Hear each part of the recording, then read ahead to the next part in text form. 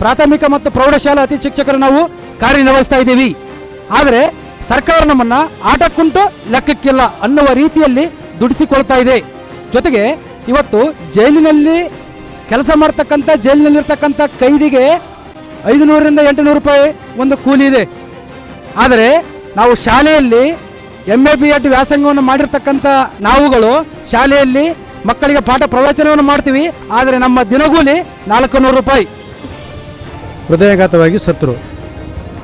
ಸತ್ತ ಮೇಲೆ ಅವರ ಒಂದು ಕುಟುಂಬಕ್ಕೆ ಸಾಂತ್ವನ ಹೇಳ್ತಕ್ಕಂಥ ಒಂದು ಕನಿಷ್ಠ ಸೌಜನ್ಯವು ಕೂಡ ನಮ್ಮ ತಾಲೂಕಿನ ಶಿಕ್ಷಣದ ಮುಖ್ಯಸ್ಥರಾಗಿರ್ತಕ್ಕಂಥ BO ಮೇಡಮ್ ಅವರು ಕೂಡ ಅಲ್ಲಿಗೆ ಹೋಗಲಿಲ್ಲ. ಆಮೇಲೆ ನಮ್ಮ ಮಸ್ಕಿ ತಾಲೂಕಿನ ತಹಸೀಲ್ದಾರರು ಕೂಡ ಅಲ್ಲಿ ಹೋಗಿ ಅವರಿಗೆ ಸಾಂತ್ವನವನ್ನು ಹೇಳಲ್ಲ. ಯಾಕಂತ ಹೇಳಿದ್ರೆ ಈಗ ಅತಿಥಿ ಶಿಕ್ಷಕರು ಭಾಳ ಹೆಂಗಾಗೈತಪ್ಪ ಅಂತ ಹೇಳಿದ್ರೆ ನಾವು ನಮ್ಮನ್ನು ಕೆಲಸಕ್ಕಾಗಿ ದುಡಿಸ್ಕೊಂತಾರೆ, ಆದರೆ ನಮಗೆ ಸೇವಾ ಭದ್ರತೆ ಇಲ್ಲ. ಸುಪ್ರೀಂ ಕೋರ್ಟ್ ನಿಯಮ ಏನಿದೆ? ಸಮಾನ ಕೆಲಸಕ್ಕೆ ಸಮಾನ ವೇತನ, ಆದರೆ ಕೇವಲ ಕಾಗದ ಪತ್ರಗಳಲ್ಲಿ ಮಾತ್ರ. ಹಾಯ್ ಹಲೋ ನಮಸ್ಕಾರ ವೀಕ್ಷಕರೇ. ನಾವಿರೋದು ಇವಾಗ ತಹಶೀಲ್ದಾರ್ ಕಚೇರಿ ಹತ್ರ ಇದ್ದೀವಿ. ಮಸ್ಕಿ ಪಟ್ಟಣದಲ್ಲಿ ಅತಿಥಿ ಶಿಕ್ಷಕರ ಸಂಘದ ವತಿಯಿಂದ ಪ್ರತಿಭಟನೆ ಮಾಡ್ತಾ ಇದ್ದಾರೆ. ಯಾವ ಒಂದು ಕಾರಣಕ್ಕಾಗಿ ಅಂದರೆ ರೀಸೆಂಟಾಗಿ ವೀರನಗೌಡ ಅನ್ನೋರು ಶಾಲಾ ಅವಧಿಯಲ್ಲಿ ಕಾರ್ಯನಿರ್ವಹಿಸಬೇಕಾದ್ರೆ ಹೃದಯಾಘಾತದಿಂದ ಸಾವನ್ನಪ್ತಾರೆ. ಇದುವರೆಗೂ ಸರ್ಕಾರ ಯಾವುದೇ ರೀತಿ ಒಬ್ಬ ಕ್ಷೇತ್ರ ಶಿಕ್ಷಣಾಧಿಕಾರಿಗಳು ಬಂದು ಒಂದು ಸಂತಾಪ ಸೂಚಿಸುವಂಥ ಕೆಲಸ ಮಾಡಲ್ಲ. ಒಂದು ಮಾನವೀಯತೆ ದೃಷ್ಟಿ ಅನ್ನೋದಾದರೂ ಇರಬೇಕು ಅವ್ರಿಗೆ, ಅದನ್ನು ಇಲ್ಲ ಅನಿಸುತ್ತೆ. ಇವತ್ತು ಎಷ್ಟೋ ಸರ್ಕಾರಿ ಶಾಲೆಗಳಲ್ಲಿ ಅತಿಥಿ ಶಿಕ್ಷಕರಿಂದನೇ ಶಾಲೆಗಳು ನಡೀತಾ ಇದ್ದಾವೆ. ಆದರೂ ಅದನ್ನು ಗಮನದಲ್ಲಿಟ್ಕೊಂಡು ಅವರ ಫ್ಯಾಮಿಲಿಗೆ ಅಧಿಕಾರಿಗಳಾಗಿರ್ಬೋದು ಜನಪ್ರತಿನಿಧಿಗಳಾಗಿರ್ಬೋದು ಒಂದು ಸಾಂತ್ವನ ನೀಡುವಂಥ ಒಂದು ಕೆಲಸ ಯಾವುದೇ ಮಾಡಲಿಲ್ಲ. ಇವತ್ತು ಮಸ್ಕಿ ಕ್ಷೇತ್ರದ ಎಲ್ಲ ಅತಿಥಿ ಶಿಕ್ಷಕರು ಒಗ್ಗೂಡಿ ಒಂದು ಪ್ರತಿಭಟನೆ ಮಾಡ್ತಾ ಇದ್ದಾರೆ. ಅತಿಥಿ ಶಿಕ್ಷಕರ ವಿವಿಧ ಬೇಡಿಕೆಗಳು ಈಡೇರಿಸಬೇಕು. ಈ ವೀರನಗೌಡ ಕುಟುಂಬಕ್ಕೂ ಕೂಡ ಸರ್ಕಾರದಿಂದ ಪರಿಹಾರವನ್ನು ಕೊಟ್ಟಾಗ ಅವ್ರಿಗೂ ಒಂದು ಇನ್ನಂತೂ ಬೇರೆ ಬೇರೆ ಶಾಲೆಗಳಲ್ಲಿ ಅತಿಥಿ ಶಿಕ್ಷಕರು ಕಾರ್ಯನಿರ್ವಹಿಸ್ತಿದ್ರೆ ಅವ್ರಿಗೂ ಒಂದು ಸರ್ಕಾರ ನಮ್ಮ ಹಿಂದೆ ಇದೆ ಅಂತ ಅವ್ರಿಗೂ ಒಂದು ಬೆಂಬಲ ನಿಂತಾಗ ಅವ್ರಿಗೂ ಒಂದು ಧೈರ್ಯ ಬರುತ್ತೆ. ನಮ್ಮ ಜೊತೆಯಲ್ಲಿ ಇದ್ದಾರೆ, ಮಾತಾಡ್ಸೋಣ, ಏನು ಹೇಳ್ತಾರೆ ಕೇಳೋಣ. ಜಿಲ್ಲೆಯ ಸಂಸದರಿಗೆ, ತಾಲೂಕಿನ ಮುಖ್ಯಸ್ಥ ತಹಸೀಲ್ದಾರ್ಗೆ, ತಾಲೂಕಿನ ಮುಖ್ಯಸ್ಥರು BOಗೆ, ಶಿಕ್ಷಣ ಇಲಾಖೆಯ ಮುಖ್ಯಸ್ಥ ಶಿಕ್ಷಣ BOಗೆ ಬೇಕೇ ಬೇಕು, ನ್ಯಾಯ ಬೇಕು, ಬೇಕೇ ಬೇಕು, ನ್ಯಾಯ ಬೇಕು. ವೀರನಗೌಡ ಕುಟುಂಬಕ್ಕೆ ತಾಲೂಕಿನ ಮುಖ್ಯಸ್ಥ BOಗೆ ಮನವಿಗೆ ಸ್ಪಂದಿಸಿದ ರಾಜ್ಯ ಸರ್ಕಾರಕ್ಕೆ, ನಮ್ಮ ಮನವಿಗೆ ಸ್ಪಂದಿಸಿದ BOಗೆ, ನಮ್ಮ ಮನವಿಗೆ ಸ್ಪಂದಿಸಿದ BO ಸುಜಾತ ಊನೂರವರಿಗೆ, ನಮ್ಮ ಮನವಿಗೆ ಸ್ಪಂದಿಸಿದ ತಾಲೂಕಿನ ತಹಸೀಲ್ದಾರ್ಗೆ, ಕರ್ನಾಟಕ ರಾಜ್ಯದ ಮುಖ್ಯಮಂತ್ರಿಗೆ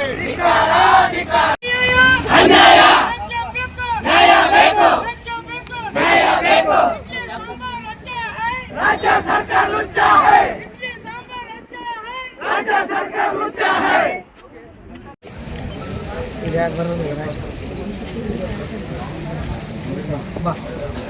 ಓಕೆ ಸರ್. ಸರ್ ನಮಸ್ಕಾರ. ಇವತ್ತು ಪ್ರತಿಭಟನೆ ಮಾಡ್ತಾ ಇದ್ದಾರೆ ಅತಿಥಿ ಶಿಕ್ಷಕರೆಲ್ಲ ಸೇರಿಕೊಂಡು. ಸೊ ಏನು ಹೇಳಕ್ಕೆ ಬಯಸ್ತೀರಾ ಸರ್? ಈ ಸಂದರ್ಭದಲ್ಲಿ ನಾನು ಮೊದಲು ಪರಿಚಯ ಮಾಡ್ಕೊಳ್ಳೋಕೆ ಇಷ್ಟಪಡ್ತೀನಿ. ನಾನು ಸಿಂಧನೂರು ತಾಲೂಕು ಸರ್ಕಾರಿ ಪ್ರಾಥಮಿಕ ಮತ್ತು ಪ್ರೌಢಶಾಲಾ ಅತಿಥಿ ಶಿಕ್ಷಕರ ಸಂಘದ ಅಧ್ಯಕ್ಷರು ಅಯ್ಯಪ್ಪ ನಾಯಕ್ ಅಂತೇಳಿ. ಇಲ್ಲಿ ಅತಿಥಿ ಶಿಕ್ಷಕರ ಇವತ್ತು ಪ್ರಸ್ತುತ ದಿನಮಾನಗಳಲ್ಲಿ ಜ್ವಲಂತ ಸಮಸ್ಯೆಗಳನ್ನು ಇವತ್ತು ಎದುರಿಸ್ತಾ ಇದ್ದಾರೆ ಸರ್. ಯಾಕಂದರೆ ಯಾವುದೇ ಇಲಾಖೆ ತಗೊಳ್ಳಿ, ಆ ಇಲಾಖೆಯಲ್ಲಿ ನಿರ್ವಹಿಸುತ್ತಿರ್ತಕ್ಕಂಥ ಸಿಬ್ಬಂದಿ ಅಥವಾ ಅಧಿಕಾರಿ ಮರಣ ಹೊಂದಿದರೆ ತನ್ನದೇ ಆಗಿರ್ತಕ್ಕಂಥ ಆರೋಗ್ಯ ವಿಮೆ ಇವುಗಳು ಇದ್ದಾವೆ. ಆದರೆ ನಮ್ಮ ಅತಿಥಿ ಶಿಕ್ಷಕ ವರ್ಗಕ್ಕೆ ಇಲ್ಲ. ನಾವೇನಾದರೂ ಸಂಖ್ಯೆ ಕಡಿಮೆ ಇದೆಯೋ? ಇಲ್ಲ. ಇಡೀ ರಾಜ್ಯಾದ್ಯಂತ 51,000 ಪ್ರಾಥಮಿಕ ಮತ್ತು ಪ್ರೌಢಶಾಲಾ ಅತಿಥಿ ಶಿಕ್ಷಕರು ನಾವು ಕಾರ್ಯನಿರ್ವಹಿಸ್ತಾ ಇದ್ದೀವಿ. ಆದರೆ ಸರ್ಕಾರ ನಮ್ಮನ್ನು ಆಟಕ್ಕುಂಟು ಲೆಕ್ಕಕ್ಕಿಲ್ಲ ಅನ್ನುವ ರೀತಿಯಲ್ಲಿ ದುಡಿಸಿಕೊಳ್ತಾ ಇದೆ. ಜೊತೆಗೆ ಇವತ್ತು ಜೈಲಿನಲ್ಲಿ ಕೆಲಸ ಮಾಡ್ತಕ್ಕಂಥ ಜೈಲಿನಲ್ಲಿರ್ತಕ್ಕಂಥ ಕೈದಿಗೆ 500ರಿಂದ 800 ರೂಪಾಯಿ ಒಂದು ಕೂಲಿ ಇದೆ.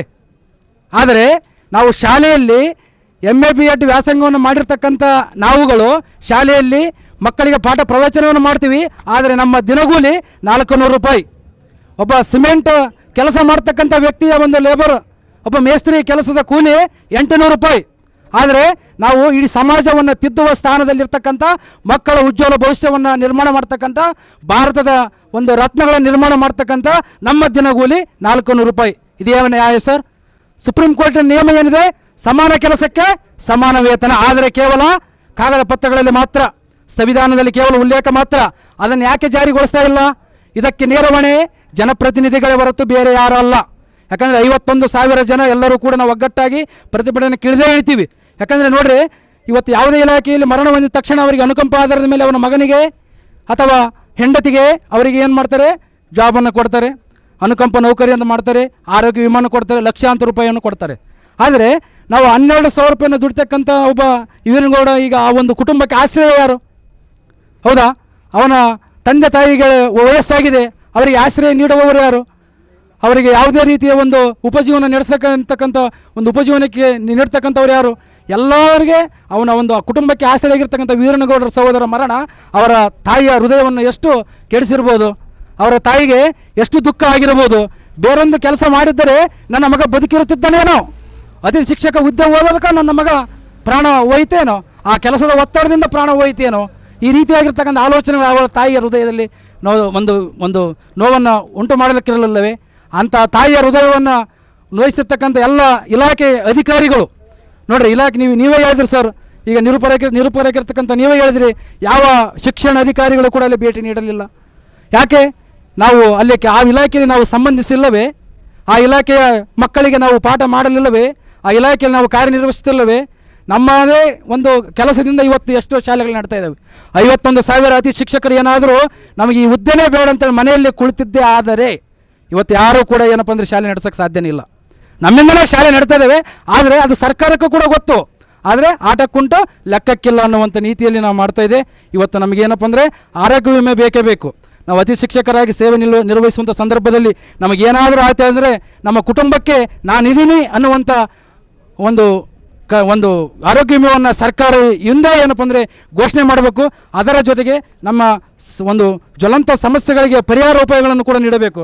ಪ್ರಮುಖವಾಗಿ ಅತಿ ಶಿಕ್ಷಕರ ಮಾಸಿಕ ಧನವನ್ನು 25,000ರಿಂದ 30,000ಕ್ಕೆ ಹೆಚ್ಚಿಸಬೇಕು. ಜೊತೆಗೆ ಸಮಾನ ಕೆಲಸಕ್ಕೆ ಸಮಾನ ವೇತನ ಅನ್ನುವಂಥ ಸುಪ್ರೀಂ ಕೋರ್ಟಿನ ಒಂದು ಆದೇಶವನ್ನು ಒಂದು ಕಾರ್ಯರೂಪಕ್ಕೆ ತರಬೇಕು. ಜೊತೆಗೆ ಕರ್ತವ್ಯ ನಿರ್ವಹಣೆ ಸಂದರ್ಭದಲ್ಲಿ ಅಪಘಾತ ಮರಣ ಸಂಭವಿಸಿದಲ್ಲಿ ಅವರ ಕುಟುಂಬಕ್ಕೆ ಸೂಕ್ತವಾಗಿರ್ತಕ್ಕಂಥ ಪರಿಹಾರವನ್ನು ನೀಡಬೇಕು. ಜೊತೆಗೆ 10 ವರ್ಷ ಅಥವಾ ಅದಕ್ಕಿಂತ ಹೆಚ್ಚಿನದಾಗಿ ಏನು ಅತಿ ಶಿಕ್ಷಕರಿಗೆ ಸೇವೆ ಸಲ್ಲಿಸಿದರೆ ಅವರನ್ನು ನೇಮಕ ಮಾಡಿಕೊಳ್ಬೇಕು, ಕಾಯಂಗೊಳಿಸಬೇಕು. ಯಾಕಂದರೆ ಉತ್ತರ ಪ್ರದೇಶ, ಹರಿಯಾಣ, ಪಂಜಾಬು ಇವೆಲ್ಲ ರಾಜ್ಯಗಳಲ್ಲಿ ಅತಿ ಶಿಕ್ಷಕರನ್ನು ಕಾಯಂಗೊಳಿಸಲಾಗಿದೆ. ಆದರೆ ಅದೇ ಮಾದರಿಯಲ್ಲಿ ನಮ್ಮನ್ನು ಯಾಕೆ ಕಾಯಂಗೊಳಿಸ್ತಾ ಇಲ್ಲ? ಅದು ಕೂಡ ನಾವು ಮಾಡಲೇಬೇಕಾಗುತ್ತೆ. ಜೊತೆಗೆ ಮಹಿಳಾ ಅತಿಥಿ ಶಿಕ್ಷಕರಿಗೆ ಒಂದು ವೇತನ ಸಹಿತವಾಗಿರ್ತಕ್ಕಂಥ ಪ್ರಸೂತಿ ಒಂದು ರಜೆಯನ್ನು ಕೂಡ ಅವರಿಗೆ ನೀಡಬೇಕು. ಮಹಿಳಾ ಅತಿಥಿ ಶಿಕ್ಷಕರಿಗೆ ವೇತನ ಸಹಿತವಾಗಿರ್ತಕ್ಕಂಥ ಋತುಸ್ರಾವ ರಜೆಯನ್ನು ಕೂಡ ಅವರಿಗೆ ನೀಡಬೇಕು. ಯಾಕಂದರೆ ಯಾರಾದರೂ ನಮ್ಮ ಮುಖ್ಯ ಶಿಕ್ಷಕರನ್ನೇ ನಮ್ಮ ವಿಯೋಗಕ್ಕೆ ಹೇಳ್ರೆ ಅತಿಥಿ ಶಿಕ್ಷಕರಿಗೆ ಯಾವುದೇ ರೀತಿಯಿಂದ ರಜೆ ಇಲ್ಲ. ಯಾಕಂದರೆ ನಮ್ಮನೆಗೆ ಯಾರನ್ನ ಸತ್ತರೆ ಕೆಟ್ಟಪ್ಪ ಅಂದ್ರೆ ನಾವು ಶಾಲೆ ಬಿಡೋದು ಹೇಗೆ? ನಾವು ವೇತನ ಸಹಿತವಾಗಿರ್ತಕ್ಕಂಥ ರಜೆ ನಾವೆಲ್ಲ ಹಾಗೆ ಕೊಡಬೇಕಾಗುತ್ತೆ. ಅದೇ ಒಂದು ದಿನ ಶಾಲೆ ಇವತ್ತು ನಾವು ಬಿಟ್ಟಿದ್ದೀವಿ ಬಂದರೆ ಇವತ್ತಿನ 400 ರೂಪಾಯಿಗೆ ನಮಗೆ ಕಟ್ ಮಾಡ್ತಕ್ಕಂಥ ಪರಿಸ್ಥಿತಿ ನಮ್ಮ ಎದುರಾಗಿದೆ. ಜೊತೆಗೆ ಮುಂದಿನ ಸೇವಾ ಒಂದು ಕೃಪಾಂಕಗಳನ್ನು ಕೂಡ ನಾವು ನೀಡಬೇಕಾಗುತ್ತೆ. ಈಗ ಪದವಿ ಉಪನ್ಯಾಸಕರ ಒಂದು ನೇಮಕಾತಿಯಲ್ಲಿ ಏನಾಗಿದೆಯಪ್ಪ ಅಂದರೆ ಅವರು 1 ವರ್ಷ ನಾವು ಸೇವೆ ಸಲ್ಲಿಸಿದ್ರೆ 5% ಅವ್ರಿಗೆ ಕೃಪಾಂಕ ನೀಡ್ತಾ ಇದೆ.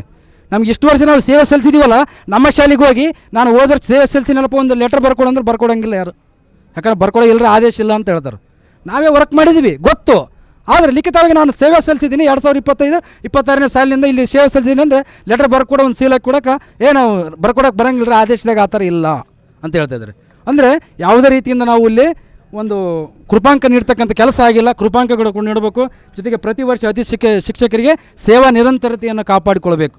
ಹೋದ ವರ್ಷ ಕೆಲಸ ಮಾಡಿರ್ತಾರೆ, ಈ ವರ್ಷ ಶಾಲೆಗೆ ಇರ್ತವೆ ಇಲ್ಲ ಗ್ಯಾರಂಟಿ ಇರಲ್ಲ. ಯಾಕಂದರೆ ಮೆರಿಟ್ ಅಂತಕ್ಕಂಥ ಅವೈಜ್ಞಾನಿಕ ಪದ್ಧತಿಯನ್ನು ಕೈಬಿಟ್ಟು ಈ ಹಿಂದೆ ಶೈಕ್ಷಣಿಕವಾಗಿ ಯಾರು ಕೆಲಸ ಮಾಡಿರ್ತಾರೋ ಅವರನ್ನೇ ಮುಂದುವರಿಸ್ಕೊಂಡು ಹೋಗ್ತಕ್ಕಂಥ ಕೆಲಸವನ್ನು ಸರ್ಕಾರ ಈ ಕೂಡಲೇ ಘೋಷಣೆ ಮಾಡಬೇಕು. ಅದು ಬಿಟ್ಟು ಮೆರಿಟ್ ಅಂಕಗಳ ಆಧಾರದ ಮೇಲೆ ನೇಮಕಾತಿಯನ್ನು ಕೈ ಬಿಡಬೇಕು. ಈ ಹಿಂದೆ ಮಾಡಿರ್ತಕ್ಕಂಥವ್ರನ್ನ ಕೇವಲ ದುಡಿಸಿಕೊಂಡು ಅವರನ್ನು ಮೂಲೆ ಗುಂಪೆ ಮಾಡ್ತಕ್ಕಂಥ ಕೆಲಸ ಮಾಡ್ತಿದೆ. ಈಗಾಗಲೇ ಅವರಿಗೆ ಒಂದು 40-45 ವಯಸ್ಸಾಗಿದೆ, 13-14 ವರ್ಷ ಅವರು ಗೆಸ್ಟ್ ಟೀಚರ್ ಮಾಡಿದರೆ 40-45 ವಯಸ್ಸಾಗಿದೆ. ಅವರ ಕುಟುಂಬಕ್ಕೆ ಯಾರೋ ಆಸರೆ ಅವರನ್ನು ಕೈ ಬಿಟ್ಟ ನಂತರ ಇನ್ನೊಬ್ಬರು ಯಾರೋ 92% 95% ಮಾಡಿರ್ತಕ್ಕಂಥ ವಿದ್ಯಾರ್ಥಿಯನ್ನು ತಗೊಂತಾರೆ. ಆಮೇಲೆ ಇವರಿಗೆ ಆಶ್ರಯ ಯಾರು? ಈ ಎಲ್ಲ ಜ್ವಲಂತ ಸಮಸ್ಯೆಗಳಿಗೆ ಸರ್ಕಾರ ಈ ಕೂಡಲೇ ಪರಿಹಾರ ನೀಡಬೇಕು. ಮುಖ್ಯವಾಗಿ ನಮ್ಮ ಸಹೋದರ ವೀರನಗೌಡ ಪಾಟೀಲರ ಅವರಿಗೆ ಒಂದು ಸೂಕ್ತವಾಗಿರ್ತಕ್ಕಂಥ ಪರಿಹಾರವನ್ನು ಈ ಕೂಡಲೇ ಸರ್ಕಾರದಿಂದ ಈ ಜಿಲ್ಲಾ ಅಧಿಕಾರಿಗಳು, ಮಾನ್ಯ ತಹಸೀಲ್ದಾರರು, ಮಾನ್ಯ ಶಿಕ್ಷಣ ಕ್ಷೇತ್ರಾಧಿಕಾರಿಗಳು, ಸಂಬಂಧಪಟ್ಟಿರ್ತಕ್ಕಂಥ ಜನಪ್ರತಿನಿಧಿಗಳೆಲ್ಲರೂ ಕೂಡ ಒಕ್ಕೊರಲಿಂದ ಇದಕ್ಕೆ ಸೂಕ್ತ ಪರಿಹಾರವನ್ನು ಘೋಷಣೆ ಮಾಡಬೇಕು. ಒಂದು ವೇಳೆ ಘೋಷಣೆ ಮಾಡದೆ ಆಗಿದ್ದೇ ಇದ್ದಲ್ಲಿ ನಾವೆಲ್ಲರೂ ಕೂಡ ಸಿಂಧನೂರು, ಮಸ್ಕಿ, ರಾಯಚೂರು, ಇಡೀ ರಾಜ್ಯಾದ್ಯಂತ ನಾವೊಂದು ದಿನಾಂಕ ಮಾಡಿಕೊಳ್ತೀವಿ, ರೂಪುರೇಷೆಯನ್ನು ಮಾಡ್ಕೊತೀವಿ, ನಾವು ಉಗ್ರವಾಗಿರ್ತಕ್ಕಂಥ ಹೋರಾಟವನ್ನು ಮಾಡ್ತೀವಿ ಅಂತಕ್ಕಂಥದ್ದನ್ನು ಈ ಮೂಲಕ ಎಚ್ಚರಿಕೆಯ ಗಂಟೆಯನ್ನು ನಾವು ಇಡೀ ಸರ್ಕಾರಕ್ಕೆ ನಾನು ಕೊಡೋಕ್ಕೆ ಇಷ್ಟಪಡ್ತೀನಿ. ನಮ್ಮ ಬೇಡಿಕೆಯನ್ನು ದಯವಿಟ್ಟು ಸರ್ಕಾರಕ್ಕೆ ಮುಟ್ಟಿಸ್ತಕ್ಕಂಥ ಪ್ರಯತ್ನವನ್ನು ಮಾಧ್ಯಮ ವರದಿಗಾರರು ಮಾಡ್ತಾರೆ, ಅವರಿಗೆ ಕೂಡ ಹೃತ್ಪೂರ್ವಕವಾಗಿರ್ತಕ್ಕಂಥ ಧನ್ಯವಾದಗಳು. ಸಹೋದ್ಯೋಗಿಯಾದಂತಹ ವೀರನಗೌಡ ಸರ್ ಅವರು ಕರ್ತವ್ಯವನ್ನು ನಿರ್ವಹಿಸ್ತಿರುವಾಗಲೇ ಸಾವನ್ನು ಅಪ್ಪಿದ್ರು. ಆ ಅಕಾಲಿಕ ಸಾವನ್ನು ಈ ಒಂದು ಕರ್ತವ್ಯ ಎಲ್ಲಿ ಇದ್ದಾಗೆ ಆಗಿದೆ ಅಂತಂದರೆ ಎಲ್ಲರ ಒಂದು ಹೋರಾಟ ಅವರ ಒಂದು ಪರವಾಗಿ ಇರಬೇಕು ಅಂತ. ಯಾಕೆಂದರೆ ಅವರ ಒಂದು ಕೌಟುಂಬಿಕ ಹಿನ್ನೆಲೆ ತುಂಬ ಕನಿಷ್ಠವಾಗಿದೆ. ಅವ್ರಿಗೋಸ್ಕರ ಎಲ್ಲ ಸರ್ಕಾರನೂ ಸಹಾಯಧನ ಮಾಡಬೇಕು, ಅತಿಥಿ ಶಿಕ್ಷಕರಿಗೆ ಒಂದು ಬೆಲೆ ಜೊತೆಗೆ ಒಂದು ನೆಲೆಯನ್ನು ಒದಗಿಸ್ಕೊಡ್ಬೇಕು. ಅವರ ಒಂದು ಕಷ್ಟಕ್ಕೆ ಎಲ್ಲರೂ ಆಗಿ ಈ ಹೋರಾಟವನ್ನು ಇನ್ನೂ ದೊಡ್ಡ ಮಟ್ಟದಲ್ಲಿ ಕೈಗೊಳ್ಳಬೇಕು ಅಂತ. ನಮ್ಮ ಸಹೋದ್ಯೋಗಿಯಾಗಿರ್ತಕ್ಕಂಥ ವೀರನಗೌಡ ಪಾಟೀಲ್ರವರು ಮೆದಿಕಣ ಗ್ರಾಮದಲ್ಲಿ ಕೆಲಸವನ್ನು ಮಾಡ್ತಕ್ಕಂಥ ಸಂದರ್ಭದಲ್ಲಿ ಅವರು ಅಕಾಲಿಕವಾಗಿ ಹೃದಯಾಘಾತವಾಗಿ ಸತ್ತರು. ಸತ್ತ ಮೇಲೆ ಅವರ ಒಂದು ಕುಟುಂಬಕ್ಕೆ ಸಾಂತ್ವನ ಹೇಳ್ತಕ್ಕಂಥ ಒಂದು ಕನಿಷ್ಠ ಸೌಜನ್ಯವು ಕೂಡ ನಮ್ಮ ತಾಲೂಕಿನ ಶಿಕ್ಷಣದ ಮುಖ್ಯಸ್ಥರಾಗಿರ್ತಕ್ಕಂಥ BO ಮೇಡಮ್ ಅವರು ಕೂಡ ಅಲ್ಲಿಗೆ ಹೋಗಲಿಲ್ಲ. ಆಮೇಲೆ ನಮ್ಮ ಮಸ್ಕಿ ತಾಲೂಕಿನ ತಹಸೀಲ್ದಾರರು ಕೂಡ ಅಲ್ಲಿ ಹೋಗಿ ಅವರಿಗೆ ಸಾಂತ್ವನವನ್ನು ಹೇಳಲಿಲ್ಲ. ಯಾಕಂತ ಹೇಳಿದ್ರೆ ಈಗ ಅತಿಥಿ ಶಿಕ್ಷಕರು ಭಾಳ ಹೆಂಗಾಗೈತಪ್ಪ ಅಂತೇಳಿದರೆ ನಾವು ನಮ್ಮನ್ನು ಕೆಲಸಕ್ಕಾಗಿ ದುಡಿಸ್ಕೊಂತಾರೆ, ಆದರೆ ನಮಗೆ ಸೇವಾ ಭದ್ರತೆ ಇಲ್ಲ, ಕನಿಷ್ಠ ವೇತನ ಇಲ್ಲ. ಕನಿಷ್ಠ ವೇತನ ಅಂತೇಳಿದರೆ ಒಬ್ಬ ವ್ಯಕ್ತಿಗೆ 18,000 ರೂಪಾಯಿಯನ್ನು ಕೊಡಬೇಕು. ರಾಜ್ಯ ಸರ್ಕಾರ ನಮಗೆ 12,000 ರೂಪಾಯಿ ಕೊಡುತ್ತೆ. ಯಾವಾಗ ಕೊಡುತ್ತಾ? 6 ತಿಂಗಳಿಗೆ ಒಂದು ಸಲ ಕೊಡುತ್ತಾ. ಇಲ್ಲ ಅಂತೇಳಿದ್ರೆ ಅದು ಕೂಡ ಹೋಯ್ತು. ಅದಕ್ಕಾಗಿ ನಾವು ಇವೆಲ್ಲ ಅತಿಥಿ ಈ ಒಂದು ಶಿಕ್ಷಕರು ಇಲ್ಲಿ ಯಾಕೆ ಸೇರಿವಪ್ಪ ಅಂತೇಳಿದ್ರೆ ವೀರನಗೌಡರ ಕುಟುಂಬಕ್ಕೆ ಕನಿಷ್ಠ ಪಕ್ಷ ಅಂತೇಳಿ ಒಂದು 25 ಲಕ್ಷ ಪರಿಹಾರವನ್ನು ಕೊಡಬೇಕಂತೇಳಿ ನಾವು ರಾಜ್ಯ ಸರ್ಕಾರಕ್ಕೆ ಮನವಿಯನ್ನು ಮಾಡ್ತಾಯಿದ್ದೀವಿ. ಈಗ ಒಂದು ವೇಳೆ ಏನಾದರೂ ಈ ಒಂದು ತಾಲೂಕು ಆಡಳಿತ ಇದಕ್ಕೆ ಏನಾದರೂ ಸ್ಪಂದಿಸದೇ ಹೋದರೆ ನಾವು ಮುಂದಿನ ದಿನಮಾನಗಳಲ್ಲಿ ಉಗ್ರವಾಗಿರ್ತಕ್ಕಂಥ ಒಂದು ಹೋರಾಟವನ್ನು ಮಾಡ್ತೇವೆ. ಆಮೇಲೆ ಹೆಂಗಾಯ್ತಪ್ಪ ಅಂತಿದ್ರೆ ಯಾವುದಾದ್ರೂ ಕುರಿ ಸತ್ರ ಇದು ಕೊಡ್ತಾರೆ ಪರಿಹಾರ, ಎಮ್ಮೆ ಸತ್ರ ಕೊಡ್ತಾರೆ, ಆ್ಯಕ್ಸಿಡೆಂಟ್ ಆದರೂ ಕೊಡ್ತಾರೆ ಯಾರಿಗಾದರೂ. ಆದರೆ ಇಡೀ ಸಮಾಜದ ಎಲ್ಲ ವಿದ್ಯಾರ್ಥಿಗಳ ಒಂದು ಭವಿಷ್ಯಕ್ಕೆ ಮುನ್ನುಡಿ ಬರ್ತಕ್ಕಂಥ ಒಬ್ಬ ಶಿಕ್ಷಕನಿಗೆ ಇವತ್ತು ಬೆಲೆ ಇಲ್ಲ ಅಂತೇಳಿದ್ರೆ ಹೇಗೆ? ಅಂದರೆ ಮನುಷ್ಯನ ಪ್ರಾಣಕ್ಕೆ ಬೆಲೆನೇ ಇಲ್ವಾ?